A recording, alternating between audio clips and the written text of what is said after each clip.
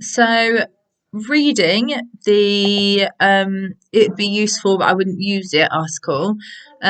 One point really resonated with me. So it was on page 9, and it was part comment 11, which said ideally I should go through all my feedback and kind of find the points of commonalities, make a list of these and just be aware of those consciously. But again, when you've got 500 things to do, and then obviously it says somebody's laughed, and it says it's not really top of your priority list.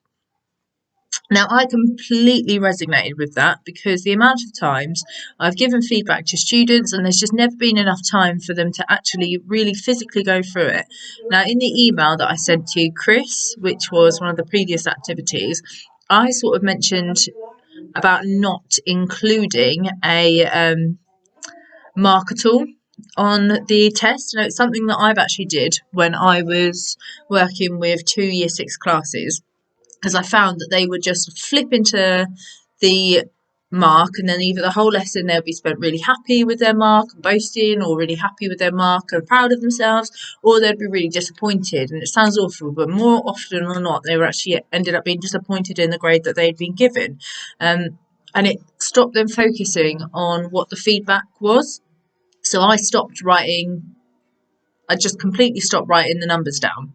I kept a note to myself, but I stopped writing numbers down for them, because I wanted them to focus more on what the feedback was and how they could assess it. I started forming little focus groups of children that had similar feedbacks, regardless of what their mark was. I knew that, they didn't.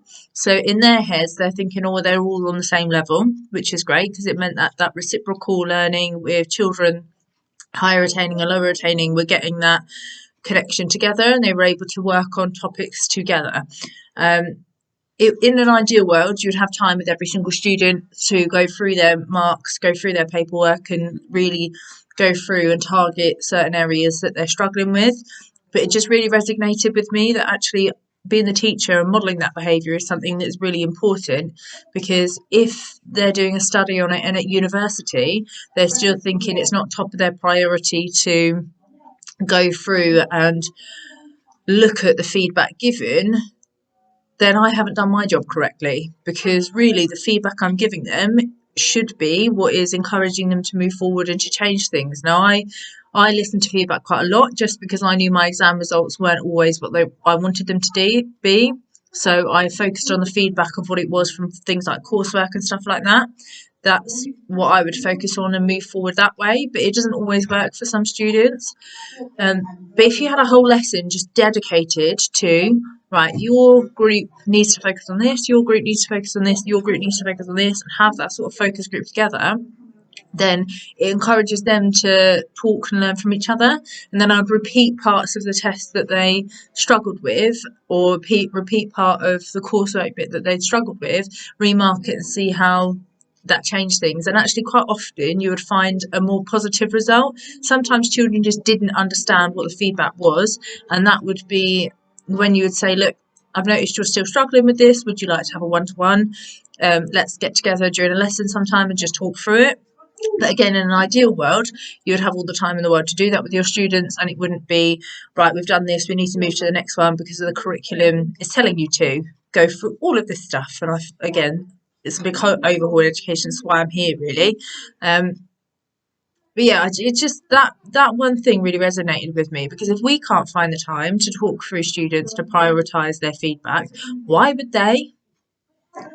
And if it's coming to university and they still have that in their head that it's not a priority to look at their feedback, then clearly throughout the whole of their education, it's never been a priority for the teacher to sit down with them and go through their feedback. So I think it's really important that we do start making more time for them, and that's something that we need to start. So yeah, that's something we need to start sort of focusing a bit more on. I think it'd be interesting if all years could do that. So from a young age, if you're sort of taught to have a focus group, to sit down, to focus on what it is that you need to do, because in English, it's very different. You're either like with fiction writing and stuff like that, some people are going to have their specialisms. Maths, I found the most fluctuating for higher retaining and low retaining. Somebody can be excellent at time, incredible at time management, but really struggle with subtraction, or really struggle with fractions or something like that. So I found that that was quite a good way, that if they all had the same feedback, they were all together, regardless of whether or not they were really high retaining, whether or not they were really low retaining. And if I could sit down at least with that focus group and focus on that activity as a small group rather than focusing on it as a whole class, I found you got better feedback. Verbal feedback has always been something that has been top of the assessment list in education. Instant verbal feedback with the teacher and with the students is something that's always been quite valued.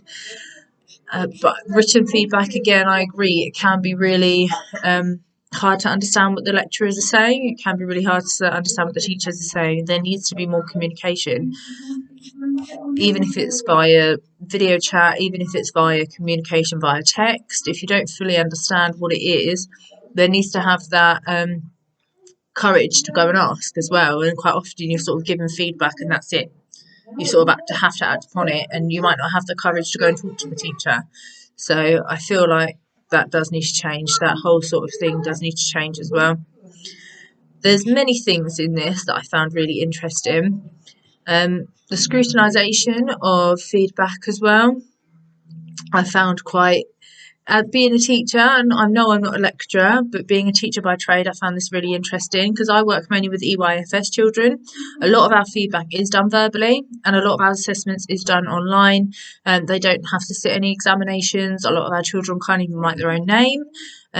So I find it very interesting seeing the differences and the similarities in how university students respond to feedback. Obviously, written feedback is not something we tend to give so much, except for in forms of maybe like a smiley face.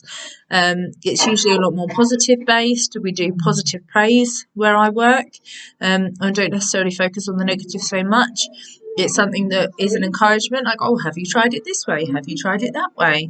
And this is really good. Have you tried it this way? I can see you're frustrated. Let's have a look at another way. Let's see what your friend is doing. But it's always an encouragement for them to try and for them to learn in different ways. It's never seen as a failure. In fact, we even have like fail, and it might sound really cheesy, but fail is first attempt in learning. And it's not that they failed, it's just that they haven't figured out what it is that makes the thing click. So again, I find it really interesting the way that they're thinking, because quite often if it was just written feedback, the kids would just look and go, oh, I've got a smiley face, fantastic, woo. And with them, it's like, oh, I've got some feedback. Okay, great. Woo. And it's just interesting seeing that sort of dynamic there. I know this is quite a long video, so I do apologise, but it's going to take me. I'm a very visual learner. I like having the thing in front of me whilst I'm talking about it as well. I'm diverging. But yeah, I just found it really interesting. People avoid feedback day. And I think that's something that I found quite interesting as well, because that's something that used to actually work really well for me. But if it's taught from them from a young age, as I said before, so if it's taught from them really, really young, that today we're going to focus on feedback, you're going to go into focus groups, going to give you a little task to work on, go from that way, then I think it's really interesting, because it's a praise thing, it's a learning thing rather than a demotivating thing. And the fact that they would actually avoid feedback days altogether just shows that they haven't had that constructive feedback that's made them feel positive and that's encouraged them throughout their entire education. And that is what's really worrying, is the fact that these are university students. I've been in that situation. I'm 29 now, nearly 30, and I'm still to the point sometimes where I do dread feedback, but I actually do enjoy reading it, as I've said, because I've got a different connection with it. But if it's getting to the point where they're at university and they're avoiding feedback days, it just really worries me as to what's happened in their previous education. Have they just not been given the right feedback? Has it just been sort of given to them in a book and just left? Have they not had chance to ever reflect on it? What are they worried about? What is it that they're demotivated by because of it? It's something that needs to be addressed. So I'd be really interested to see what would happen if you got them into more of a focus group and found what they had to say about that, basically. because it just, that really worries me, is that they would just skip going to feedback discussions altogether. Because how are you supposed to learn if you don't understand what it is that you're doing? Anyway, I will speak to you soon. Bye.